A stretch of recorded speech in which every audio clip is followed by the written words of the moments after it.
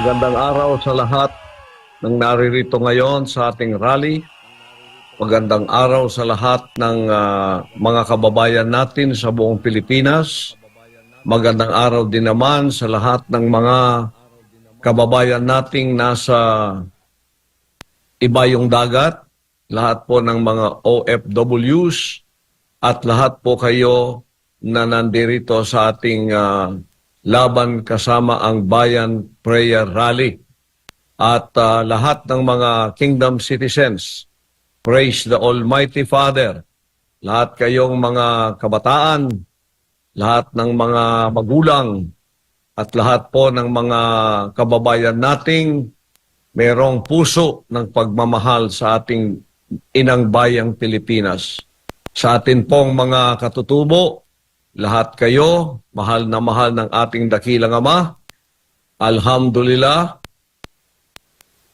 Lahat po ng ating mga kapatid na mga Muslim, lahat po kayo, pagpalain ng ating dakilang Ama sa inyong pakikiisa at sa buong sambayan ng Pilipinas na nagmimithi ng kapayapaan, kabutihan, at kaunlaran para po sa ating bansang Pilipinas. Nandirito po tayo sa ating laban kasama ang Bayan Prayer Rally dahil po sa isang bagay na ating hinihiling sa ating dakilang Ama na tayo ay mabigyan ng kapayapaan at hindi po magkakaroon ng kapayapaan kung wala pong hustisya.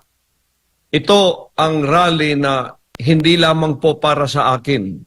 Hindi lamang po nakapalibot ang rallying ito sa katauhan ni Pastor Kibuloy. Ito po ay nakapalibot sa katauhan ng lahat ng bansang Pilipinas at lahat ng mga Pilipinong may mithiing katulad ko. At ngayon, ako po ay nakita ninyo na bugbog sarado na sa lahat ng mga akusasyon at lahat po ng mga ginagawa para halos araw-arawin tayo sa hearing sa Senado, sa Kongreso. At nakita ko kung ano ang pinagmulan ng sigalot ng bayan na ating dapat na malaman kung ano ang pinasimulan nito, bakit tayo ay nagkaroon ng discontentment sa ating mga puso, sapagkat nakikita natin na ang katarungan ay parang nawawala sa atin at ang karapatan natin at ang ating kalayaan. Mula po ito sa programa ng SMNI na mayroon tayong programang Laban Kasama ang Bayan. At ito ay ang pagtuligsa at ating paglalantad ng kabulukan ng CPP, NPA, NDF. Isa po yun. Pero ang isa pong pinakamahalaga ay yung gikan sa masa para sa masa ng ating former Pangulong Rodrigo Roa Duterte. Nagpasimula po ito nung sinabi niyang buksan ang libro nung nakita nating ginigipit si Vice President Sara sa lahat ng paraan. Hindi natin alam kung bakit. Napakabait naman ang ating Vice President at napakatalino at napakasipag sa kanyang trabaho. Pagkatapos kinawawa rin siya doon sa Kongreso at pagkatapos nangusap ang ating Pangulo na ang libro ay dapat buksan kung ano ang nangyayari sa kaban ng bayan na nasa pangangalaga ng Kongreso ni Martin Romualdez. At ito ang naging ugat ng lahat ng ito na mula noon ay ginipit po ang SMNI. At ito ay inilagay sa alanganin lalo na nung nagtanong si Ka Eric tungkol sa travel funds ng mga kongresista na 2.066 billion ang nagasto 39.7 million lang pala, meron pa pong sobrang mga 2.27 billion. Ang tanong ng taong bayan ay saan nalagay yon? Iyon ang pinagmulan na ginipit na ang SMNI. At pagkatapos ginipit ang dalawa nating angkor. At pagkatapos sinundan pa ito ng CHATSA, yung pong tinatawag nilang People's Initiative na tinutulan ng bansang Pilipinas. At pagkatapos ng mga issues na yon, nasa puso ng bawat Pilipino, sapagkat meron po tayong katwiran na alamin kung saan at paano ginagasto ng ating mga kongresista sa pamumuno ni Speaker Martin Romualdez ang pera ng taong bayan. Tulad ng sigaw natin, hindi naman nila pera yan. Kaya ito yung pinagmulan at ugat ng lahat ng ito na ako ngayon ang ginipit, pati ang SMNI, at halos linggo-linggo na, wala nang hinto ang hearing doon sa Senado, doon sa Kongreso, kung ano-ano na lang ang kanilang mga pinagsasabi. At pagkatapos ako'y ginigipit at tinatakot sa sabpina, sa warrant of arrest, tinatakot na ipakulong, at lahat ng ito, diversionary tactic para malimutan ng tao ang tunay na issue na walang iba kundi ang yung People's Initiative. Na alam natin hindi naman People's Initiative. It is a politician's initiative. Kaya gusto nilang walain doon, pati yung open the books. Tingnan natin kung anong nangyayari sa mga pera ng taong bayan. Ngayon, gusto ko pong tayo ay bumalik sa issue na yon. Because this issue is more than me. It is the issue of the nation's democracy, at ito ay issue ng ating pamayanang Pilipino kung tayo ba ay aangat o babagsak sa pamamagitan ng lideratong kasalukuyang administrasyon ni Bongbong Marcos at diyan sa Kongreso ni Speaker Martin Romualdez. Kaya yun po ang dapat nating pag-usapan ngayon. At ito po ang dapat na ating pagtuunan ng pansin. At lalo na po itong PI na to, na huwag buksan ang ating konstitusyon. Protect the Constitution. Sapagkat yan, pag binuksan, parang binuksan na ang Pandora's box. Hindi lamang po economic provisions ang makakalkal dyan. Wala na pong limit ang lahat ng gagawin dyan sa konstitusyon na yan. Lahat gagawin na, pati ang term extension. Ito po talaga siguro ang pakay. Ang term extension na itong mga namumuno ngayon ay hindi na maaaring alisin pa sa kanilang pwesto sa natatakdang panahon na ibinigay ng konstitusyon. Ito yung tinututulan ng lahat ng mga Pilipino. Hindi lamang tayo dito sa kingdom. Ang kingdom ay isa lamang sa mga segment ng sosyedad na ginigipit at pinepersecute, inuusig at winawala ang boses sa pamamagitan ng SMNI. Sapagkat ang SMNI lang po ang nagsasalita ngayon na hindi nabayaran. At ang SMNI lamang ang pwedeng magsabi ng katotohanan, at ang SMNI lang ang pwedeng maging sounding board ng ating Pangulong Duterte at magsasalita ng katotohanan para sa ating lahat, at ang ating pamayanan ay magkakaroon lamang ng kapayapaan kung tayo ay babalik sa katotohanan, sa pagbabalik ng ating karapatan at pagbabalik ng ating mga karapatang dinadaya tayo. Diyan tayo magkakaroon ng katahimikan. Kaya tutulan nating lahat mga Pilipino. It is beyond the kingdom. It is beyond my person. Ako lamang ang ginagawang ganito para mailihis ang issue na dapat nating tutulang lahat. Yan ay ang PI na yan. Marami pong meaning ang PI na yan.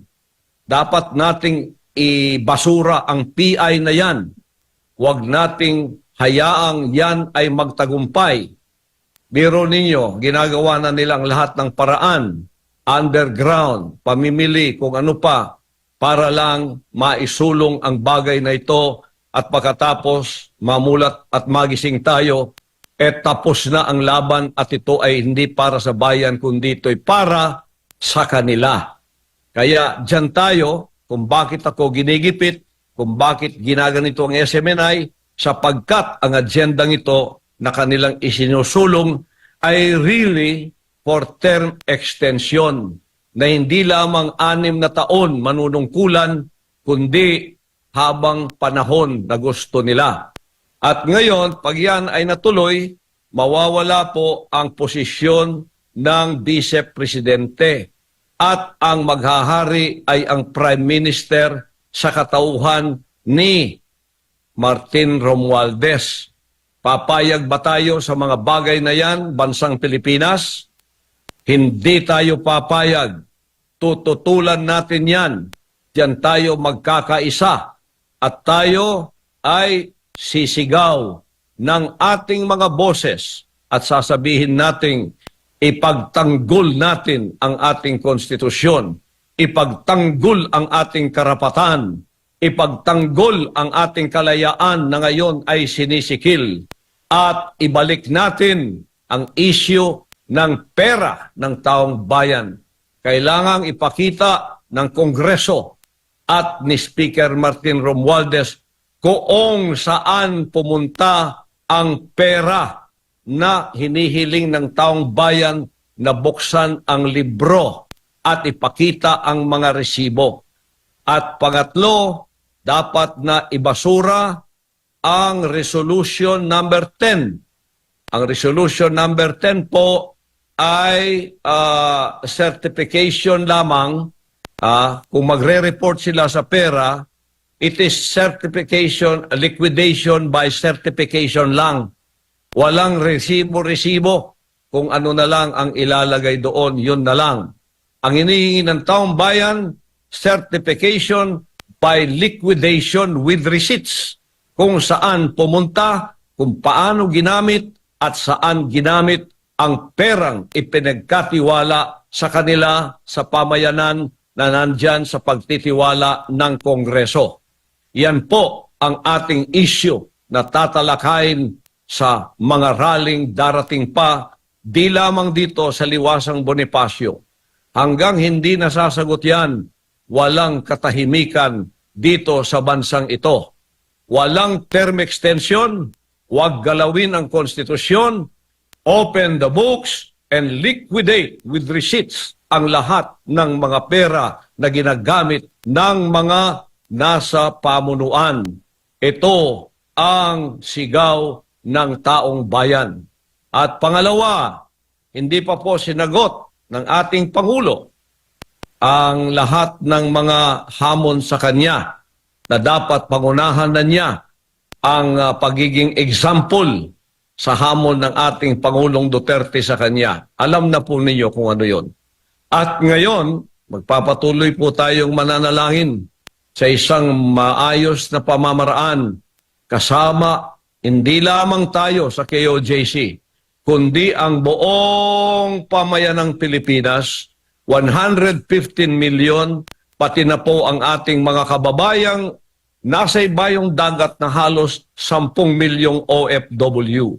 Tayo pong lahat ay gusto natin ng kahusayan, gusto natin mabait ang ating gobyerno, hindi po brutal, hindi naninikil ng karapatan, hindi nang uusig, at hindi po dapat nagipitin ang mga taong gumagawa ng kabutihan. Ano po ang role ng SMNI? Nagsasalita ng katotohanan. Hindi po kami tumatanggap ng bayad para tumiklop ang bibig namin at hindi magsalita kung ano ang nakikita naming dapat na gawin para sa ating taong bayan. Ano po ang role namin sa KOJC? Gumagawa kami ng contribution for nation building. Role ng SMNI yan, nation building. Kita po ninyo ang aming mga kusang loob na pagtulong sa ating mga kababayan. Ang pagtulong sa mga kabataan, ang pagtulong sa ating mga mamamayan na nasa mga sakuna, na nasa mga kalamidad. Kusang loob po nating ginagawa yon. Ngunit ano ang isinukli sa akin at sa ating mabuting kalooban para sa nation building? Ito po ngayon, panggigipit, pag-uusig, panggugurgur kay Pastor Kibuloy, under threat, mga kabi-kabila ang warrant of arrest. Kinalkal na naman ang mga na-dismiss na mga kaso at kung ano-ano pa ang kanilang gustong gawin para ako ay mapigilan, para ako ay mabilanggo, at kung maaari, ako po ay patahimikin habang buhay. Ngunit, kasama natin ang Panginoong Diyos sa ating laban na ito para sa ating bayan. Hindi lamang to para sa akin. Ako lamang ang nanguna nito, tulad ng aking ipinangako.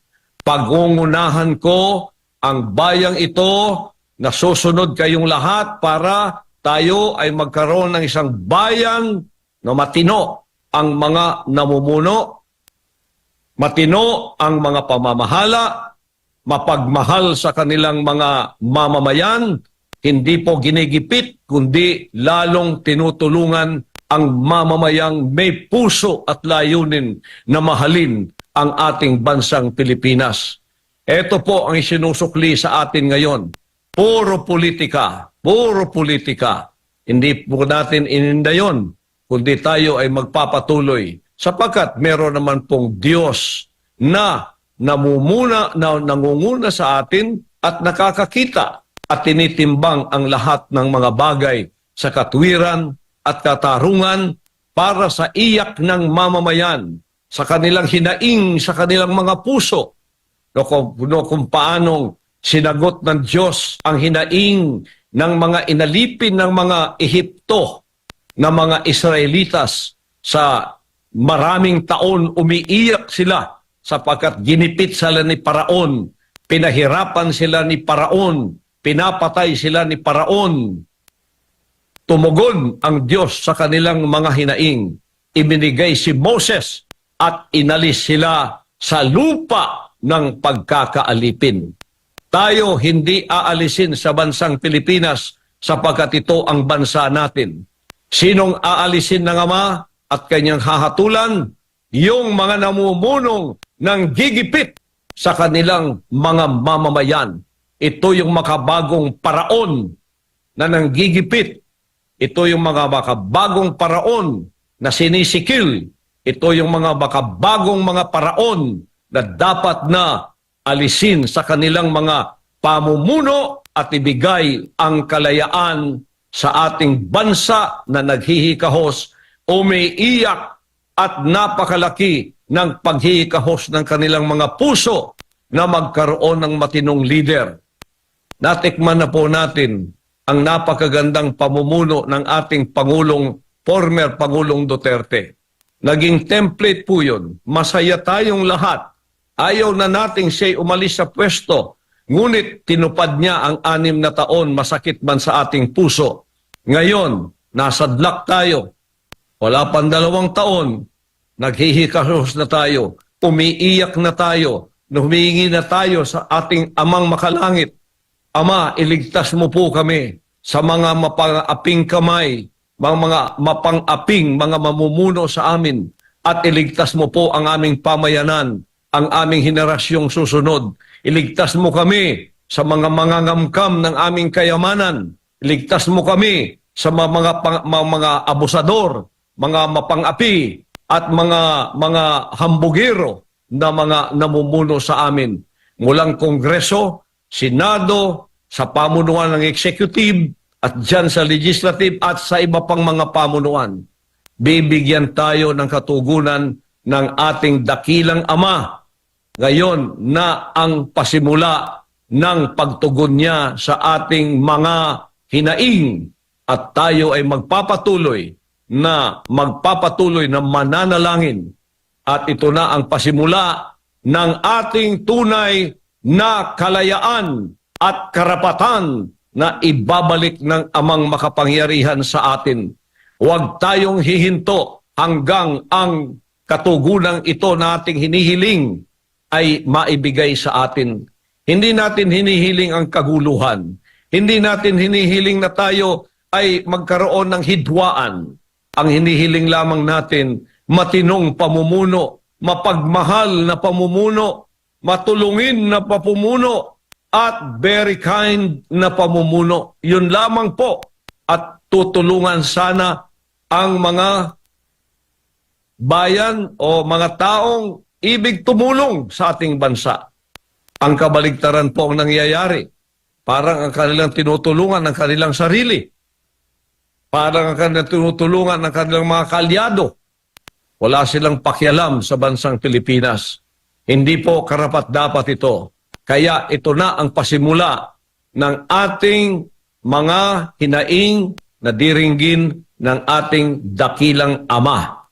Manalig po tayo sa Kanya sapagkat darating ang iilang araw, ang katugunan ay maibibigay na sa ating lahat.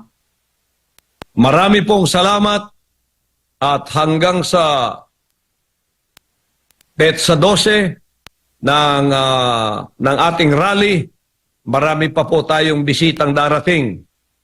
At ating former Pangulong Duterte ay akin pong hiniling kagabi at sa kalooban ng Ama, siya po ay darating dyan. At ang iba pa nating mga personalidad na magsasalita po patungkol dito. Kaya pag-usapan po natin ang tunay na issue. Huwag po tayong magpabulag sa tunay na issue. Ako'y ginagawang issue para matabunan ang tunay na issue. Ibalik po natin doon. Sumigaw tayo, no to PI, no to Chacha, protect the Constitution, open the books, liquidate with receipts all the people's money. Yan po ang tunay na issue ngayon. Purihin ng Ama, ibalik ang boses ng SMNI, ibalik ang boses ng taong bayan na nagtatanggol sa ating lahat. Pagpalain po tayong lahat ng ating dakilang Ama. Hanggang sa muli, asahan ninyo, pag kinalooban ng Ama, ako ay pupunta riyan personally. Magkikita po tayo pag kinalooban ng Ama yan. Kaya purihin ang dakilang Diyos, ibinibigay kong lahat ng kapurihan at kapasalamatan sa kanyang dakila at makapangyarihang pangalan. Amen. Amen. Maraming Amen. salamat, mahal naming Pastor. Thank you po.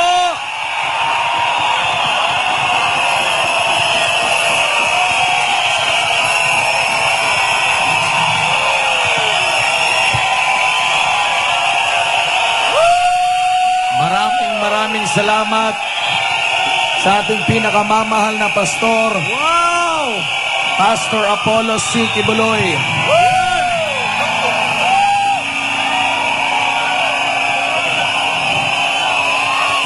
Tutulan ang PI! Ipagtanggol ang konstitusyon! Tutulan ang term extension! Buksan!